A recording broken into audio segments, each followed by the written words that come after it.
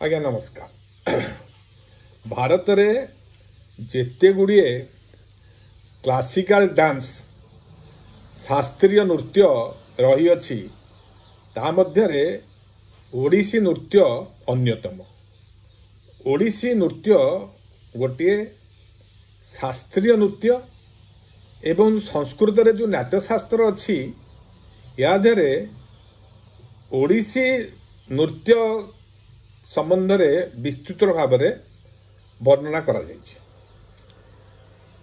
ओडिसी नृत्य 2 शताब्दी रे पुरी जगन्नाथ मंदिर रु उत्पत्ति होइतला। ओडिशा रे जेते गुड़िए बड़ बड़ मंदिर रही समस्त मंदिर रे प्राय ओडिसी नृत्य प्रदर्शित हुए। यह किंतु प्रथमे पुरी जगन्नाथ मंदिर रु उत्पत्ति होइतला। जगन्नाथ मंदिर जो महारी नृत्य प्रदर्शित हुए से ओडिसी नृत्यर जो शास्त्रीय मान्यता अनुसार ये नृत्यटी प्रदर्शित हुए। Odissi is a traditional dance drawn generally from art where the artist and musician play out a story basing on spiritual message or devotional poem using symbolic costumes, body movement and अभिनय। ओडिसी नृत्य गोटे ट्रेडिशनल डांस फॉर्म जोटा कि प्रथमे गोटे जे नृत्य करे ता एवं गोटे संगीत जे गान करे ता मध्य संगीत मध्य नाच एवं संगीत मध्य गोटे तालमेल रहे। म्यूजिशियन जो माने गीत बोलती सी गोटे बेसिकली डिवोशनल संगीत हो बा स्पिरिचुअल मेसेज उपर नहींकि संगीत बोली था। जथा जमीती जयदेवंकर दशावतार है बा ओडिशा रे जो चंपू छंद जो संगीत ओडिसी नृत्य रही तार जो जगन्नाथ भजन रही से भगवान भजन उपर आधारित संगीत को गोटे से माने गोटे कहानी करती एवं से कहानी की बेस करी एमाने नृत्य परिदर्शन करती। तेणु नृत्य संगीत सहित गोटे तालमेल रही है कारण संगीतर कहानी विषय वस्तु उपर नृत्य करा जाए। जहाँ संगीत नृत्य जो कहानी थी से कहानी की आधार करी नर्तकी माने तांकर अभिनय करती अंग प्रदर्शन करती एवं ताकू गोटे केवल गोटे सिंबलिक कॉस्ट्यूम परिधान करती बॉडी तांकर से भली मूवमेंट हुए। 2 शताब्दी रु 1567 मसीहा पर्यंत ओडिसी नृत्य प्राय प्रदर्शित होता एवं सबू महाराजा गजपति राजा जो अन्य अंचल जो राजा माने थिले से माने ओडिसी नृत्य को प्रदर्शित करने उत्साहित करते। किंतु जेतेबेले मुकुंददेव मरीगले बंगर सुल्तान जेतेबेले ओडिशा दखल कले कला पहाड़ माध्यम रे से दखल करिवार किछि दिन परे ये ओडिसी नृत्य ओडिशार ध्वंस पाइबाकू लगिला। केवल सेतिकी नुह नवाब सुल्तान बंगर जेतेबेले दखल कला परे पुणी दिल्ली दरबार मुगल मान दखल कले यही मुसलमान शासक माने ओडिसी नर्तकी मानकू नेइकिरी तांको दरबार रे नृत्य प्रदर्शन करिवा पई जोर दबसी भाव में व्यवस्था करिले एवं सेई नर्तकी मानकू कंकुबाइन रूपे रखिता रूपे से माने रखिले। जो मुसलमान शासक माने से माने ओडिसी नर्तकी मानकू तांको पाखरे रखिया को लागिले जद्वारा ओडिसी नृत्य करने केही आउ आगभर हेलेनी। मंदिर रे जो ନୃତ୍ୟ ହେଉଥିଲା ତାକୁ ମଧ୍ୟ ବନ୍ଦ କରିଦେଲେ।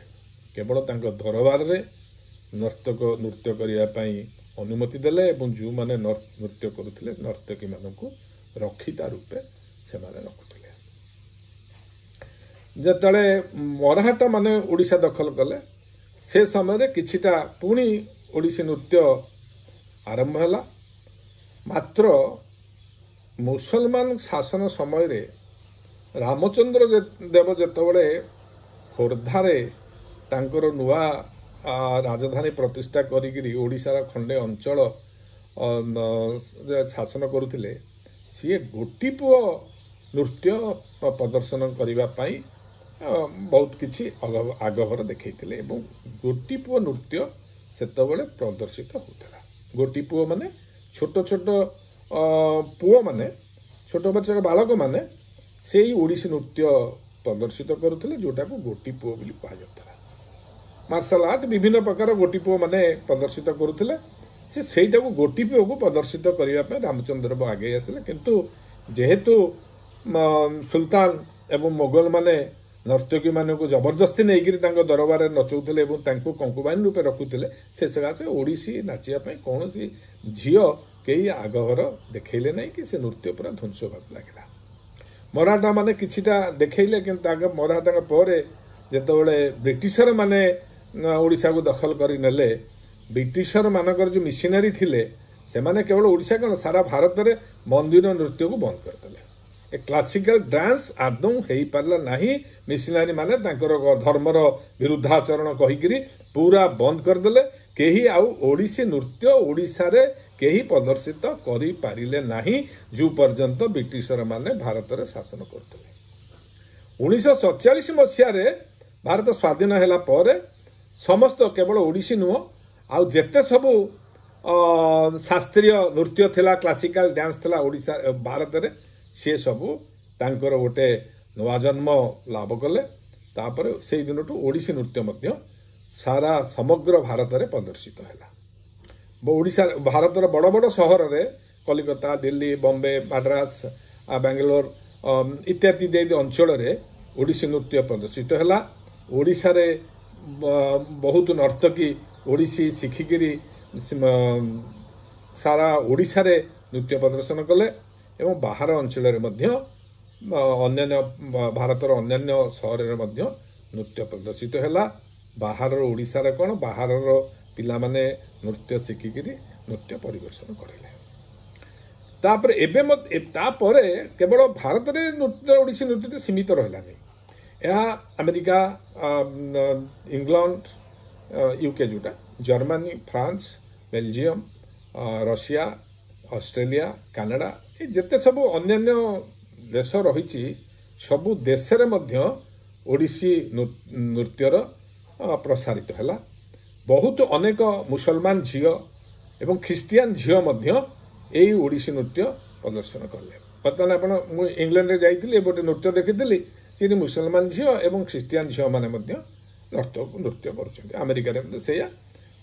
ଏଇଥିପାଇଁ ଓଡ଼ିଶୀ ନୃତ୍ୟ ପାଇଁ କୌଣସି ହିନ୍ଦୁ ଝିଅ ହେବ ତା ନୁହଁ, ଅନ୍ୟ ଧର୍ମର ଖ୍ରୀଷ୍ଟିଆନ ମୁସଲମାନ ମଧ୍ୟ ନୃତ୍ୟ ପରିବେଷଣ କରୁଛନ୍ତି।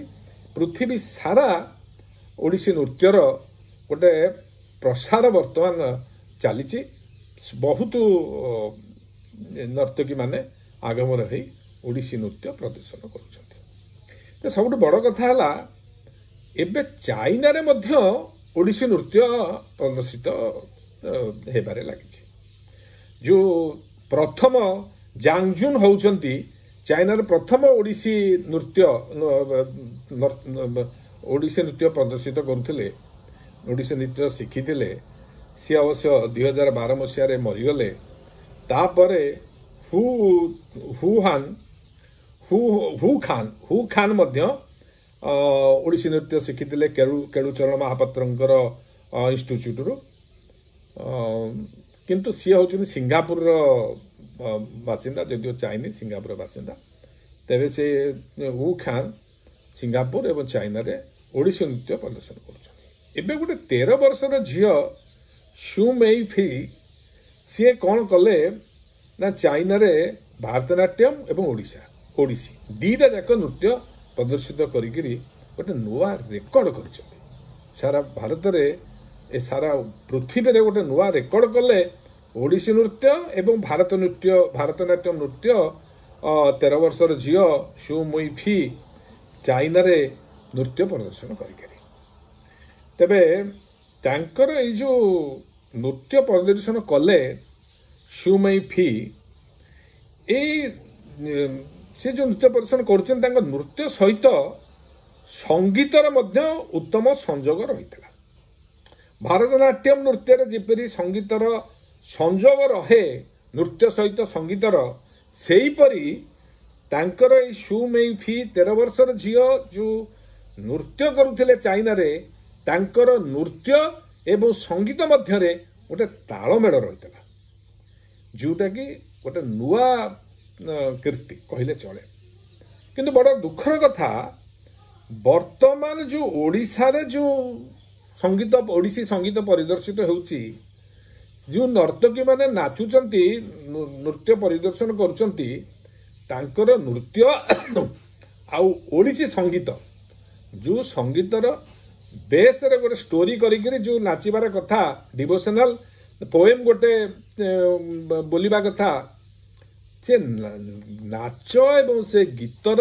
कौन सी तालमेल रहू नाही मोबाइल रेकर्डिंग कर दउचंती रेकर्डिंग रे थोई दउचंती तारी को बेस करिके नाचुचंती से गीत गोटे कथा कहला बेलू नाच आ गोटे प्रकार आदौ तालमाल रहू नाही एइटा प्रति जदि नर्तकी माने वर्तमान ध्यान न देबे ताले ओडिसी नृत्य केतेबेले ध्वंस पाइजिवो ओडिसी नृत्यर प्रथम जिनिस हला ओडिसी गीत एवं नृत्य मध्य गोटे तालमेल रहिबा कथा ये तालमेल मोबाइल दिए रेकर्डिंग करी थोई देकी ता ऊपर नाचिले केबे तालमेल रहिबो नाही तेणु बंधुगण मोर समस्त ओडिशार भाई भौणी को निवेदन जे ओडिसी नृत्य को जो क्लासिकल डांस ओडिशा रे शास्त्रीय नृत्य रूपे जो रिकग्निशन मिली से संगीत को रक्षा करंतु